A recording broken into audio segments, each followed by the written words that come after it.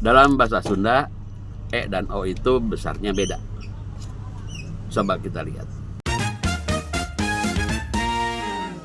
Assalamualaikum, sampurasun. Urang tepang deui di kanal Sunda, tempat diajar nyarios bahasa Sunda. Seperti tadi, kita akan lihat perbedaan besarnya E dan O dalam bahasa Sunda. Oke, yang pertama molongo. Molongo itu gede. Kalau pakai E, melenge leutik. Jadi E lebih kecil dari O. Yang kedua, cret itu sedikit. Kalau crot itu lebih banyak. Berikutnya lagi nomor 3, berejel jeung borojol. Berejel lebih kecil dari borojol.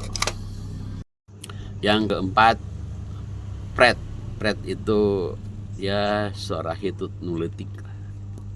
Kalau prot itu hitut jeung bukurna. Dan alah teu tega ngomongna. Udahlah segitu aja. Mangga.